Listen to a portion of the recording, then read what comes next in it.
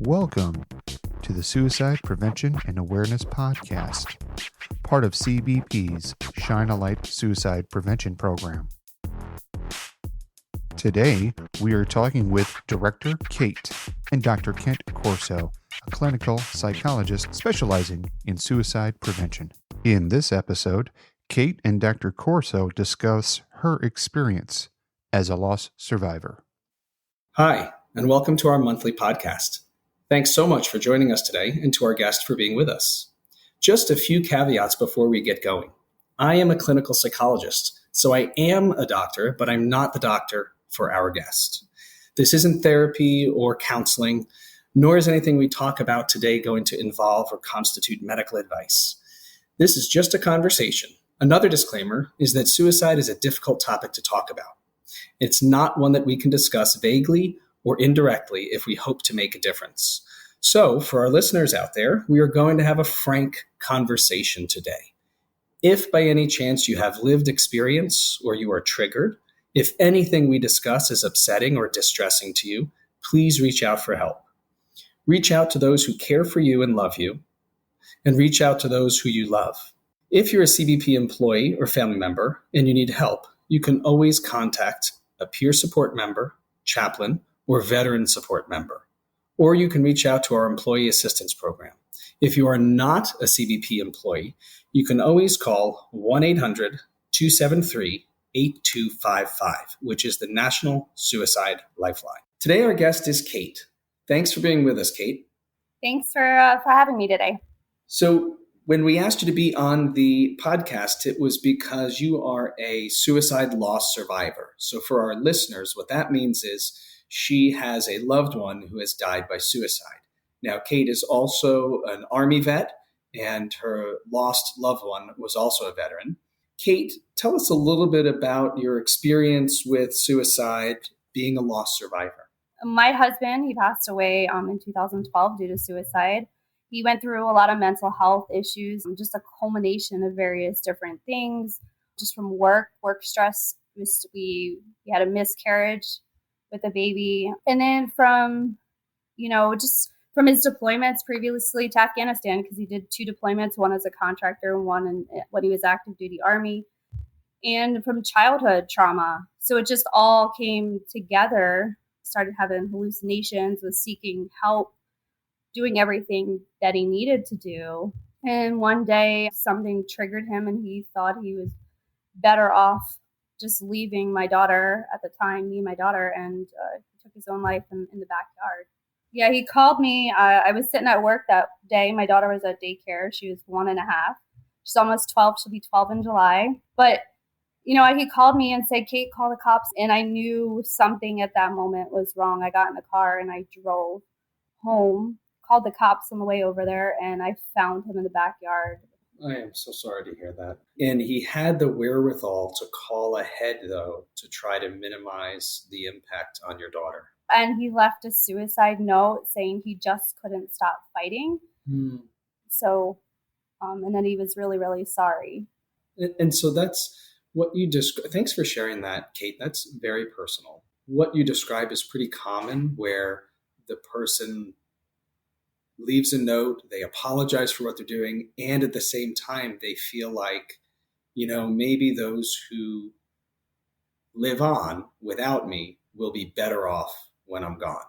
We often hear people who are suicidal, they feel like a burden, or they feel like they're a pain or just a drag on their family, their friends, their coworkers, what have you. And so as a family member who has survived that loss, are you and your daughter better off without your husband? No, it has been, the first couple years very, very challenging. I went instantaneously to being a single mother providing for my daughter. She's 1.5, so she doesn't know who her father is outside the memories that her grandparents and I tell her and share with her, or pictures. But no, we're not better off, right? You go from financial aspect to just, the love of your life just not being there.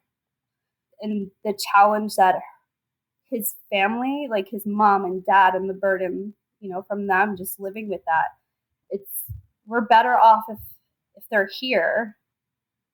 And, it was very challenging. I mean, because when he passed away at the time, I had just gotten out of the Army myself. And I didn't have my degrees at the time. I joined the Army when I was 19 years old. So I was going from a single mother with no college degrees, contracting for the government. What was I going to do, right? Because bills had to be paid, and he wasn't there to help out. So, I mean, I eventually went back and got my bachelor's and master's in psychology. And, my daughter is thriving, but she doesn't know who her father is. Right. It's sort of a hole or a chasm or a gap that's left there that really can't be filled. She'll always have questions. We know that even kids who have been adopted, even if they never knew their parents, something in human development that happens is we grow up and we wonder. We wonder about kind of where we came from and who we came from. And she's left with that stigma of as she gets older, will she go through the same things that he went through, or kind of living with that, like, why wasn't I enough? And she's not cognizant of how he passed at this time, but they are the secondary and tertiary effects that, she's going to have to live with as she gets older. And, she finds out what really happened with her dad. And then living with that trauma is just going to be another Band-Aid or another wound that, that she's going to have to work through. Yeah, absolutely. Yeah, it needs to work through. What we do know is that when we have a first-degree relative who dies by suicide, it puts us at a slightly higher risk because the idea of ending our lives seems much more plausible. It just seems more feasible. It seems more familiar. So that is unfortunate that that's something that she has now been left with.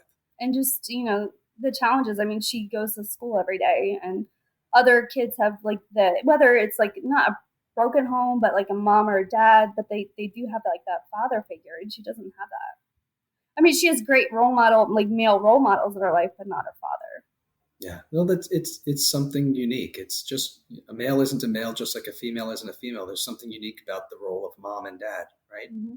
Absolutely. And certainly we may have families and different cultures where multiple family members are involved in the upbringing, but it works differently for every family. Thank you for sharing that with us, Kate. It's pretty important to realize that not only does the surviving spouse and the children suffer, but also, like you mentioned, his parents. So it really does affect people from so many different angles. And the idea that everybody's going to be better off if I end it is just not true, right? Ask a survivor, right?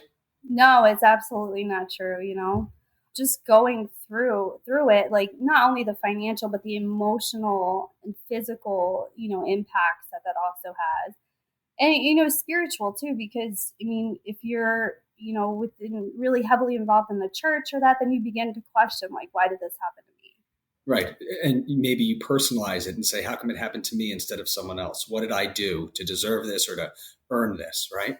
Absolutely. It has so many different impacts, and it takes years, if not a lifetime, just to process and go through all of it.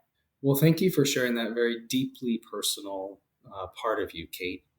One of the reasons why we want to talk about this is that if there are any listeners out there who have recently been thinking about suicide, to help them understand that the types of thoughts people have when they're in that state and they're so emotionally distraught and they're so upset, the types of thoughts they have are usually not on target. And one of those misfires that they have is, people would be better off without me. It's so fantastic that you're willing to share that personal part of your life to help our listeners understand it's really not worth it. That is a misfire to believe that we are all better off without you. You also are in a particular part of CBP that is relevant to seeking help. So if we could just maybe talk for a minute or two about that. You work somewhere in intelligence. Is that a fair way to paint it with a broad brush? That is absolutely correct, for over 19 years now. So with that, a lot of questions that come up is about security clearances and being able to get the help yourself. If you're struggling, regardless of whatever trauma you're going through, it could be financial or mental or emotional, there's so many different factors. It is okay to seek help. Your security clearance will not be in danger. It may be on pause for a period of time, but if you're going through something, and like myself, because it takes years to go through this trauma, get help, seek help. Counseling and therapy and talking through it is really, helps long term. So not only are you saying that just seeking help is not going to impact your security clearance, certainly not permanently. It may put it on hold for a temporary period, but once you get help and you're doing better, then it gets reinstated. Am I understanding you correctly? That is correct, yes. There is with OPR or within, the security realm, there are different levels or different criteria.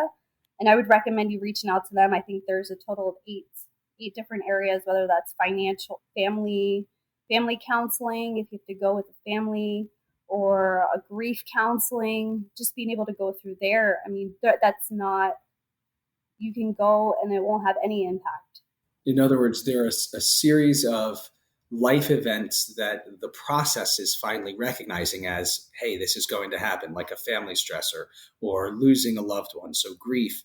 And for many of those reasons, they are sort of fine with you seeking help. In fact, they would encourage you to seek help because then you are a better employee in these sensitive circumstances when you're dealing with intelligence information, that you have to be reliable and show good judgment and not be impulsive. Is that right? That is absolutely correct, yes. And in my position, as I serve as the director of the Northeast Regional Intel Center, which is pretty high, I do have employees, but not only to do it for your employees or your loved ones, but to do it for yourself, to want to make yourself, get better and not push down all those emotions that come with it. If you're feeling down or out or depressed or anxious, it's okay to get help. It's okay to talk through with somebody, that's not going to be judgmental, or you feel that you could just openly share your story to be able to work or develop a way forward to get better. For not only yourself, but your loved ones who really want you there and that are better off with you there than without you. Spoken from a lost survivor. Really appreciate your time, Kate. Appreciate your advice and guidance to our listeners. Is there anything else you want to say? I would say, just if you don't do it for yourself, do it for your loved ones. You matter. And we need you. Absolutely. I think that's a great point, is you matter. Whatever you're struggling with, there is something you have to live for, and you are worth continuing to fight that battle. You are worth it to continue to struggle through that difficulty, to be able to enjoy the life that is worth living for you and that you're worth having. Absolutely. Thanks so much, Kate. Appreciate you. Thank you. This is part of our ongoing podcast series for suicide prevention and awareness. If you see someone struggling, say something. Asking them about suicidal thoughts may feel awkward, but you can help reduce suicide risk at home and in the workplace by tolerating that awkwardness. Simply ask, how can I help? And then just listen to the person.